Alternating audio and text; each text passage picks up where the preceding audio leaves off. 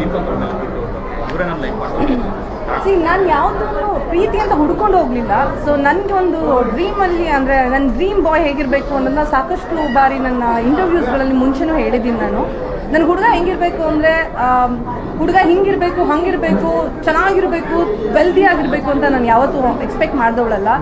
ಮನ್ಸು ಚೆನ್ನಾಗಿರಬೇಕು, ಚೆನ್ನಾಗಿ ನೋಡ್ಕೊಳ್ಳೋನಾಗಿರ್ಬೇಕು, ಕೇರ್ ಮಾಡೋನಾಗಿರ್ಬೇಕು, ಅಥವಾ ನನಗೆ ಟೈಮ್ ಕೊಡೋನಾಗಿರ್ಬೇಕು, ಇದು ನನ್ನ ಮೇನ್ ಇತ್ತು. ಆ್ಯಂಡ್ ಅದ್ರ ಜೊತೆಗೆ ಊರು ಸುತ್ತೋನು ಅಂದರೆ ದೇಶ ಸುತ್ತೋನಾಗಿರ್ಬೇಕಿತ್ತು ಅಂತ. ಸೊ ಮೇಜರ್ ಕನ್ಸರ್ನ್ ನನಗೆ ನನ್ನ ವೈಬ್ಸ್ ಮ್ಯಾಚ್ ಆಗುವಂಥ ಪರ್ಸನ್ ಬೇಕಾಗಿದ್ರು. ಸೊ ಡೆಫಿನೆಟ್ಲಿ ನನಗಂಥ ಪಾರ್ಟ್ನರೇ ಸಿಕ್ಕಿದ್ರು ಅಂತ ನನಗೆ ಪ್ರೌಡಾಗಿ ಹೇಳ್ಕೊಳ್ಳೋದಕ್ಕೆ ಇಷ್ಟಪಡ್ತೀನಿ ಇವತ್ತು. ಯಾಕೆಂದರೆ ನಾನು 1 ವರ್ಷದಿಂದ ಡೇಟ್ ಮಾಡ್ತಾ ಇದ್ದೀನಿ, ಅವನ್ನ ತುಂಬ ವರ್ಷದಿಂದ ನೋಡ್ತಾ ಇದ್ದೀನಿ. ಸೊ ಎಲ್ಲೂ ಕೂಡ ನನಗೆ ಈ ಪರ್ಸನಲ್ಲಿ ಕ್ವಾಲಿಟಿ ಇಲ್ವಲ್ಲ ಅನ್ನೋ ಎಲ್ಲೂ ಫೀಲಿಂಗ್ ಬರಲಿಲ್ಲ. ಸೊ ಹಾಗಾಗಿ ದೀಪಕ್ ಅವ್ರ ಮೇಲೆ ಲವ್ಗೆ ಆಗ್ಬಿಡ್ತು, ಜೊತೆಗೆ ಮದುವೆಗೂ ಆಗ್ಬಿಡ್ತು. ವಾಸುಕಿ ವೈಭವ್ ಅವರಿಗೂ ಹಾಡನ್ನ ಡೆಡಿಕೇಟ್ ಮಾಡಿದ್ರು ಲೈವ್ ಆಗಿ ಹಾಡಿ. So Vasuki is always my favourite as A person, contestant ಅನ್ನೋದಕ್ಕಿಂತ. ಸೊ ನಾವು ಸೀಸನ್ 7 ಅಲ್ಲಿ ವರ್ಕ್ ಮಾಡಿದ್ವಿ ಆ್ಯಂಡ್ ನನಗೂ ವಾಸುಕಿಗೂ ತುಂಬ ಒಂದು ಒಳ್ಳೆ ಬಾಂಡಿಂಗ್ ಇದೆ. ಸೊ ಅವ್ರ ಮದ್ವೆಗೆ ನಾನು ಹೋದಾಗ್ಲೂ ಅವ್ರು ನನ್ನ ಅಷ್ಟೇ ಚೆನ್ನಾಗಿ ವೆಲ್ಕಮ್ ಮಾಡಿದ್ರು. ಆ್ಯಂಡ್ ನನ್ನ ಮದ್ವೆಗೆ ಬಂದವ್ರು ನಿಜವಾಗ್ಲೂ ಅವ್ರ ಹಾಡು ಹೇಳಿದ್ ನಂಗೆ ನಿಜವಾಗ್ಲೂ ತುಂಬ ಖುಷಿ ಆಗೋಯ್ತು. ನಿಜವಾಗ್ಲೂ ಅವ್ರ ಒಂದು ಫೇವ್ರೆಟ್ ಸಾಂಗ್, ಎಲ್ಲರಿಗೂ ಫೇವ್ರೆಟ್ ಸಾಂಗ್ ಅದು. ಆ ಸಾಂಗ್ ನಮ್ಮೆಲ್ರಿಗೂ ಹಾಡಿದ್ದು ಆ್ಯಂಡ್ ನಮ್ಮಿಬ್ರಿಗೋಸ್ಕರ ಡೆಡಿಕೇಟ್ ಮಾಡಿದ್ದು.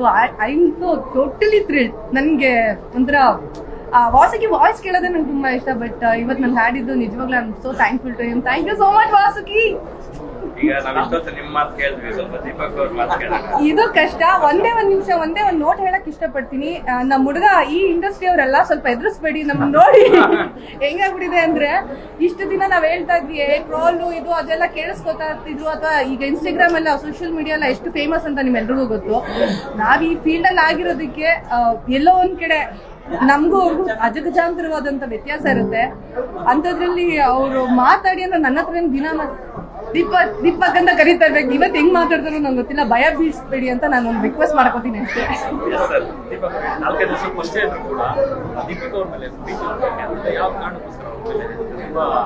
ಮೊದಲ ಭೇಟಿ ಯಾವಾಗ, 4 ವರ್ಷ ಮುಂಚೆ ಭೇಟಿ ಲಾಸ್ಟ್ ವರ್ಷದಿಂದ ಕಮಿಟೆಡ್ ರಿಲೇಶನ್ಶಿಪ್ ಅಲ್ಲಿ ಇದ್ವಿ. ಜೋರ ಕೇಳಿಸ್ತು. ಸೊ ಏನ್ ಪ್ರೀತಿ ಇದರಲ್ಲಿ 1 ವರ್ಷದಿಂದ ರಿಲೇಶನ್ಶಿಪ್ ಇದ್ವಿ. ಸೊ ಮನೆಯವ್ರಿಗೆಲ್ಲರಿಗೂ ಗೊತ್ತಿತ್ತು, ಏನು ಸಸ್ಪೆನ್ಸ್ ಇಲ್ಲ. ದೀಪಕ್ ಅವರು ಸ್ವಲ್ಪ ಬ್ಯಾಕ್ ಗ್ರೌಂಡ್ ಹೇಳೋದಾದ್ರೆ ಯಾವ ಫೀಲ್ಡ್ ನೀವು? ಸರ್ ನಾನು ಬೇಸಿಕಲಿ ರಿಯಲ್ ಎಸ್ಟೇಟ್ ಡೆವಲಪರ್, ಅಲ್ಲೇ ಇರೋದು, ದುಬೈ ಅಲ್ಲ. ನಾನು ದುಬೈಲಿ ಒಂದು ಸ್ಟಾರ್ಟಪ್ ಇದೆ, I mean to I T solutions ಇದೆ. ಆಲ್ಸೋ UK ಇದೆ. ಎಲ್ಲ ಕಡೆ ದುಬೈ ಉದ್ಯಮಿ ಅಂತಲ್ಲ, ಅದಕ್ಕೆ ಕೇಳಿದೆ. ಗೌಡ ಸರ್ ಇಲ್ಲಿ ಪಕ್ಕ ಗೌಡ, ಪಕ್ಕ ಕನ್ನಡದವ್ರು, ಪಕ್ಕ ದೇಸಿ ಹುಡುಗ. ನಮ್ಗೆ ಅವರೇ ಬೇಕಾಗಿದ್ದು, ಫಾರಿನರ್ಸ್ ಎಲ್ಲ ಆಗಲ್ಲ ನಮ್ಗೆ. ದೀಪಿಕ್ ಅವ್ರು ಯಾಕೆ ಇಷ್ಟ ಆದ್ರು ಸರ್? ಎಂತ ಕ್ವಶನ್, ನಿಮ್ಮೆಲ್ರಿಗೂ ಇಷ್ಟ ಅಲ್ವಾ? ನಾನು ಇವ್ರು ನಮ್ಮ ಹತ್ರ ಕೇಳಿದ್ರೆ ಇನ್ನೊಂದ್ಸಲಿ ಸರ್ ಇದೇ ತರ 10 ವರ್ಷದಿಂದ ದೀಪಿಕಾ ಏನು ಸಪೋರ್ಟ್ ಮಾಡ್ಕೊಂಡಿದ್ದೀರಾ, ಇದೇ ತರ ಸಪೋರ್ಟ್ ಮಾಡ್ತೀರಾ ಅಂತ ಅನ್ಕೊಂಡಿದ್ದೀನಿ. ಅವ್ರ ವಾಯ್ಸ್ ಜೋರ್ ಬರಲ್ಲ, ನಾನು ಹೇಳಿಲ್ವಾ, ನಾನೇ ಮಾತಾಡ್ಬೇಕಂತ. ನಿಮ್ಮ ಸಹಕಾರ ಇರುತ್ತೆ. ಖಂಡಿತ. ಅವ್ರು ಆಕ್ಚುಲಿ ನಂಗೆ ಹೇಳ್ತಾ ಇರ್ತಾರೆ ಯಾವಾಗ ನಾವಾಗಿರ್ಬೇಕು ಅಂತ. ಸೊ ಖಂಡಿತವಾಗ್ಲೂ ನನ್ನ ಈ ಬೆಳವಣಿಗೆಯಲ್ಲಿ ಅವರ ಮೇಜರ್ ಸಪೋರ್ಟ್ ಅಂತೂ ಇದ್ದೇ ಇರುತ್ತೆ ಅನ್ನೋದು ನನಗೆ ಖಂಡಿತ ನಂಬಿಕೆ ಇದೆ. ಅವ್ರು ಯಾವತ್ತೂ ನೀನು ಇದು ಮಾಡಬೇಡ ಅದು ಮಾಡಬೇಡ ಅಂತ ಯಾವಾಗಲೂ ಹೇಳಿಲ್ಲ. ಡೇಟ್ ಮಾಡ್ಬೇಕಾದ್ರೂ ಹೇಳಿಲ್ಲ, ಮುಂದೆನೂ ಹೇಳಲ್ಲ ಅನ್ನೋ ನಂಬಿಕೆ ಇದೆ.